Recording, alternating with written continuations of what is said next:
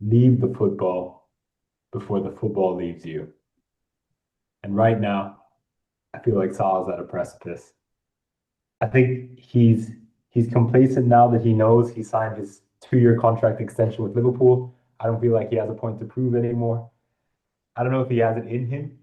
I don't see him as a scapegoat. I think he should take more accountability. But look, I think now there are rumors going around that Saudi, well, not rumors, but the chief of the Saudi league said that he wanted him. And honestly, I think Liverpool should take him. If they can get like anywhere between 50 million plus, I think take it because I think his comments have been a bit outlandish. But yeah, what do you guys think? I think so. Two things can be true, right? I think his comments were completely out of place. I think it's so harsh to say that he's past it. I mean, it's only 6 months ago that he ended the season with 47 goal contributions in the Premier League. And the season before that, he also had quite a poor season for his standards, and people would have said that he was past his prime back then. But the truth is, he's a generational player. I mean, I agree. I think Liverpool should move him on because you can't have a player with that is so outspoken against the club and against the manager in the team. It just poisons the dressing room. But I think saying that he's past it is just intellectually dishonest. So I wouldn't agree with that part. Intellectually dishonest. The crazy accusation. I'm gonna hop in here before Julian responds to that. Um, this Salah thing is, to say the least, I mean, incendiary. Like he definitely came out and gave a slam piece, it's almost like a soap opera. And obviously, as a club that's supposedly competing with Liverpool in the Premier League and a rival club, on the one hand, I'm like, this is great, internal destruction.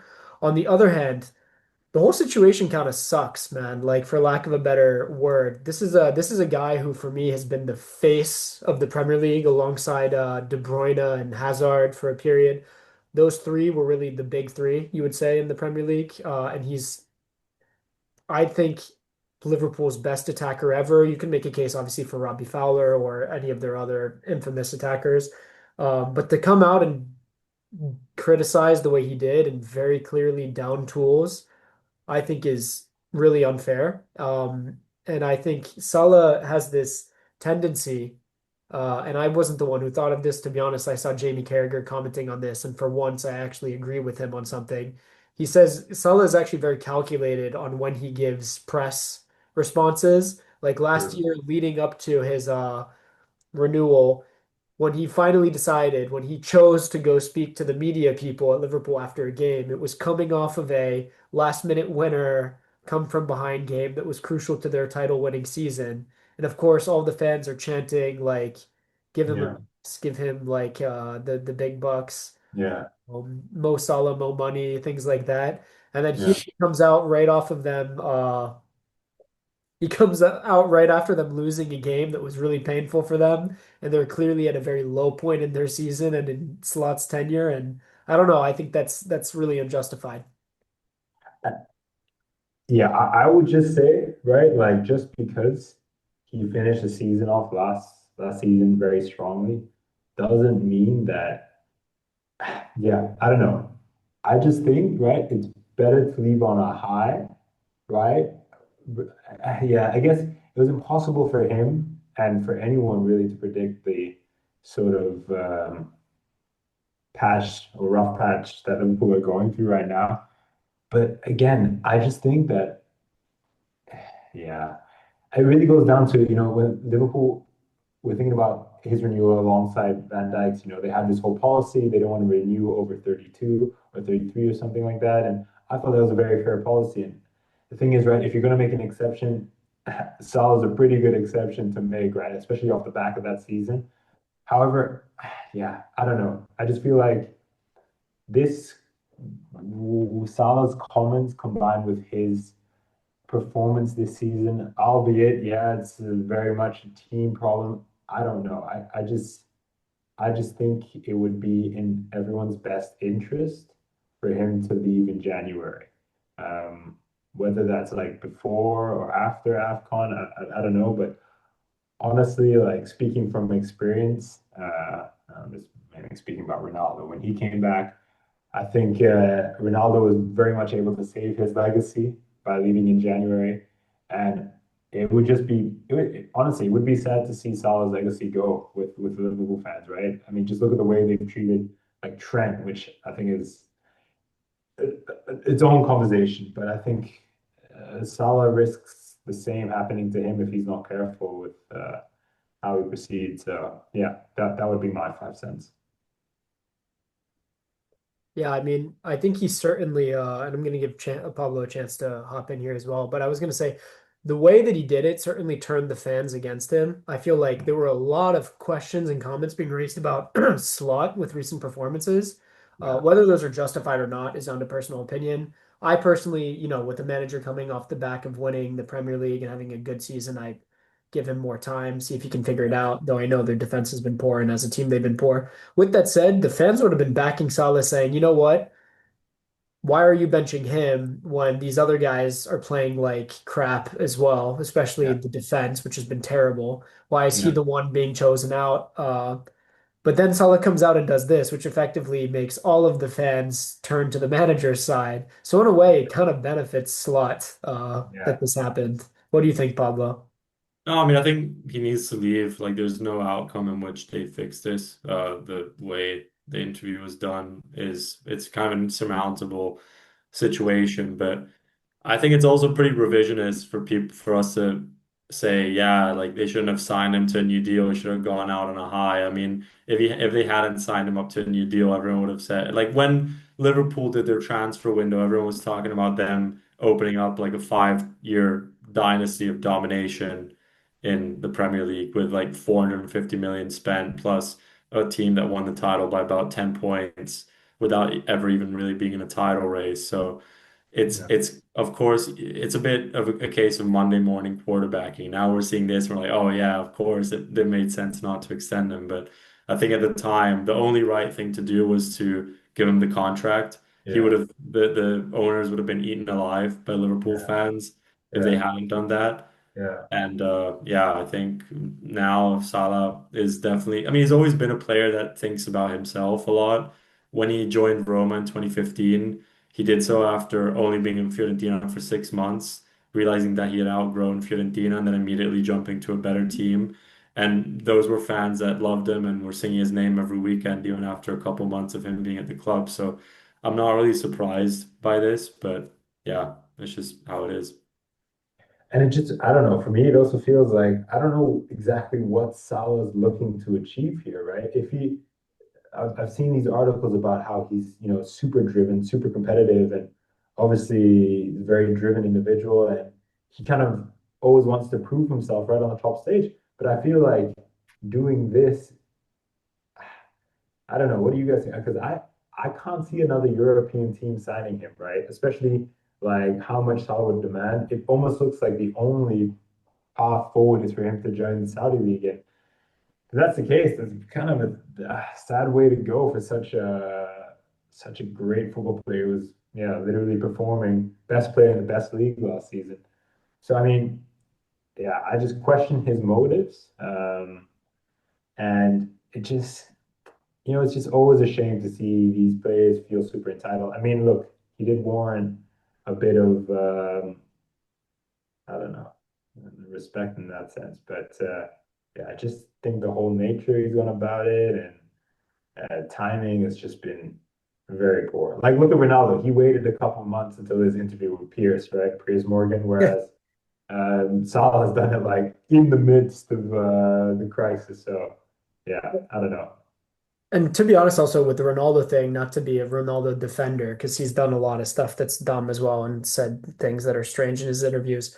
Some of the like a lot of the criticism he made about Man United in that interview, at least the first one, was like pretty valid, I thought. This is Yeah, different. This is fully just coming out and putting the manager on blast. I mean, yeah, Ronaldo obviously criticized Ten Hag, but he also just criticized Manchester United in terms of things related to the logistics and all of yeah, that.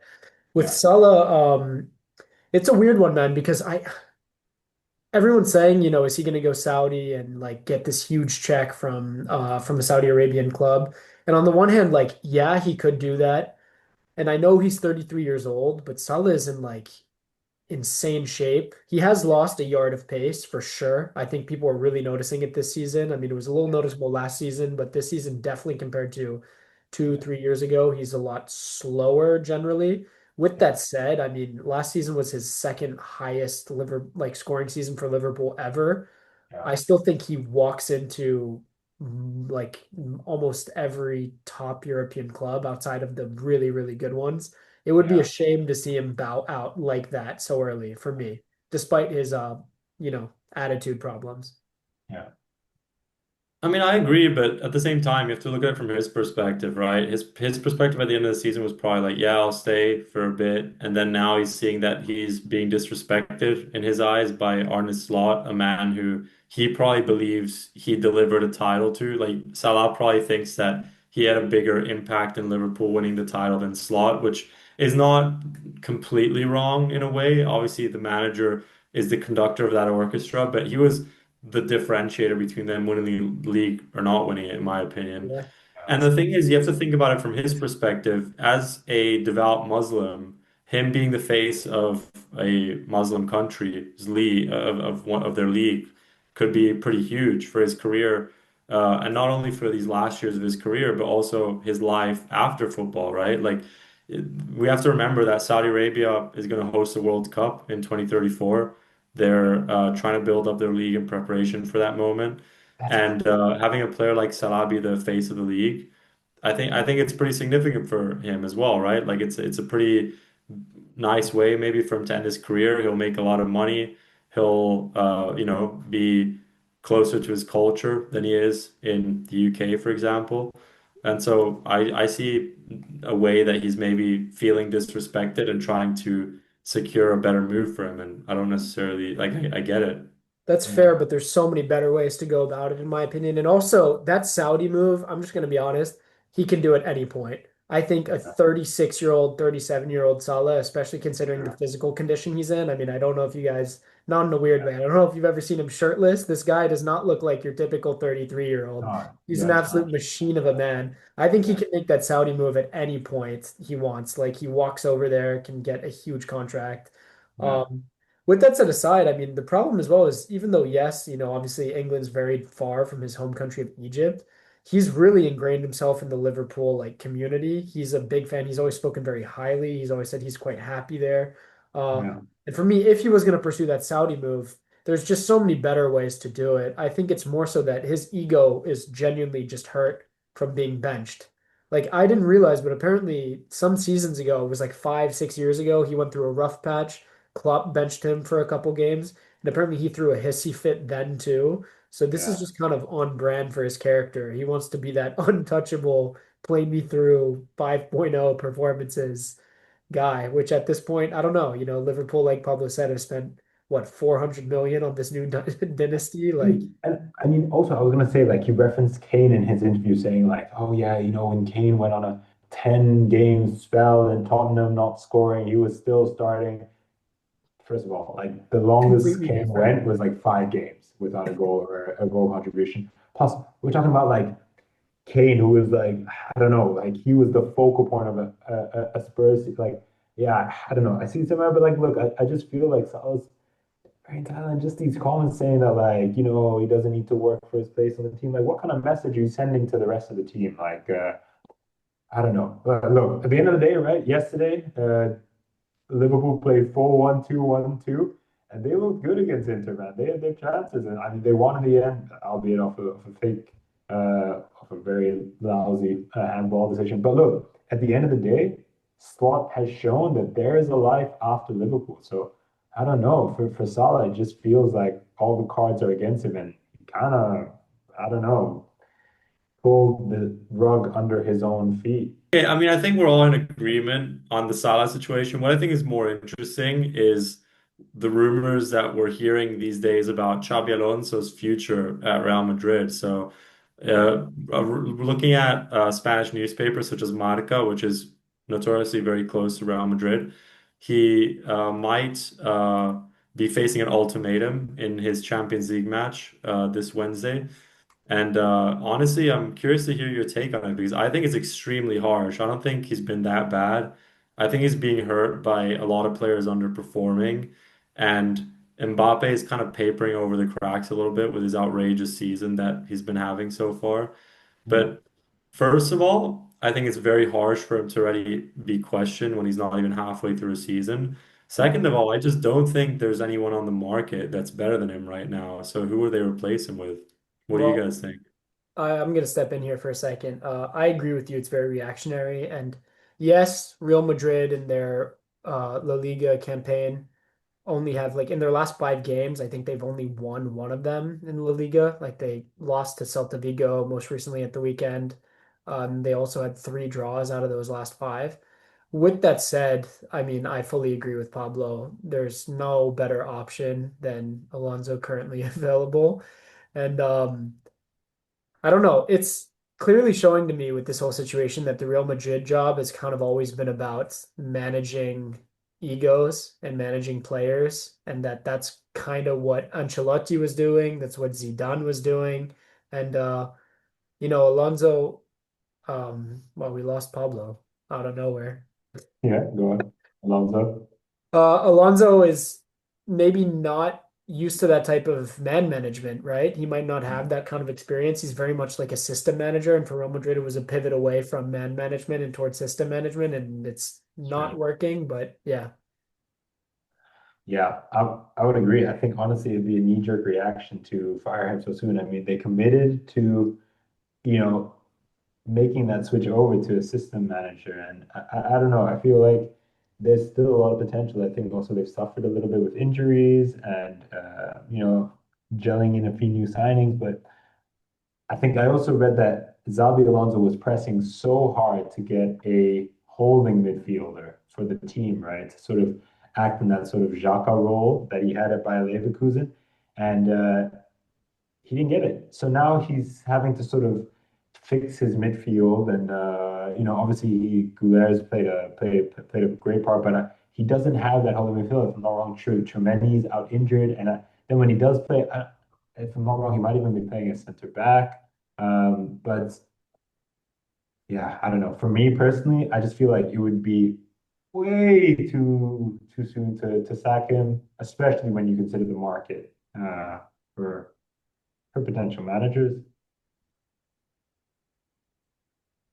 yeah, I mean, fully. It's a weird one as well because Real Madrid's kind of one of those clubs that if you're even doing remotely not like the absolute Yeah, ideal, you can yeah, get sacked, which is crazy to maybe. think about. I mean, they're only 4 points behind Barcelona.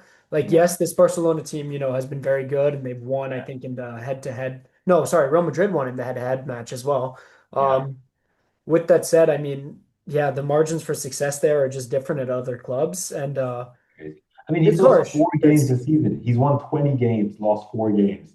I mean, those are numbers I would like any other team would fucking yeah, die yeah. Yeah, to be Man like, United hasn't had those numbers in like what are 10 you seasons. talking? What the hell is everything happening like Man United about, They bro? haven't When's the even been last time that you guys bad. won a Champions League or a Serie A? Anyways, but yeah, that's what I'm saying. I just think, yeah, you're right, Jake. The standards are so high. They just need to chill, bro. Chill, puppy. Yeah. Yeah, those are my thoughts. But yeah. What do you think, Pablo? Yeah, I mean, I dropped off a little bit earlier, so I wasn't really able to follow the discussion because of my internet. But I was basically just seeing these rumors that he's going to leave, and the three potential successors. I don't know if you discussed any of those rumors, but the three potential successors I saw were first Jurgen Klopp, but I know the president of Real Madrid really wants him. I think it's pretty hard to So get him strong. out of that cushy job he has right now for Yeah. for the Red Bull Group, getting paid 10 million euros to not really do a whole lot of work. The manager life is very stressful, even though I do think he'd be pretty good for Real Madrid. The second option I saw was Antonio Conte. I cannot see them getting No him out of chance. Napoli. No I think chance. he would be exceptional for Real Madrid. Like he I would don't think definitely. he But would be, I, bro. yeah, Like, I are you gotta kidding disagree. me?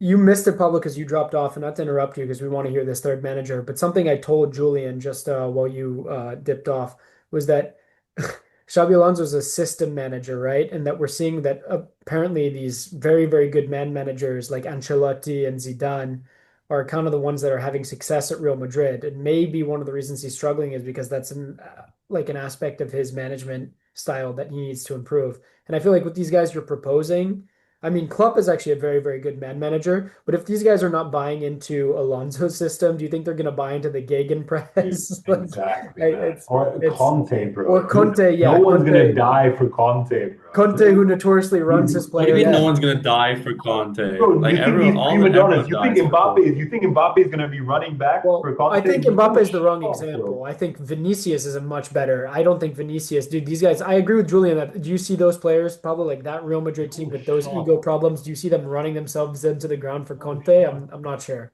Yeah. I don't know. Maybe, maybe not.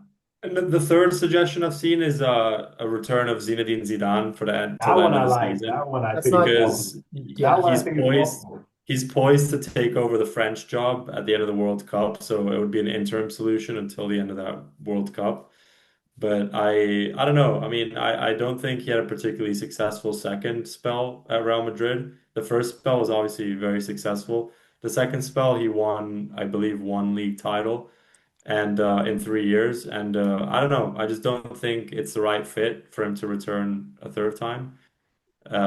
Yeah, I agree. I was gonna say, to be honest, man, like for me, and I've spoken at length about how much I love Zidane, but it would just be a wrong move for all parties because it's such a temporary stopgap solution, and then they just find themselves immediately uh in hot water again once Zidane inevitably steps up to be the manager of the national team. Like he's made that, I don't see him making this move because he's made it very clear he wants to manage the national team, and this is Deschamps' last tournament.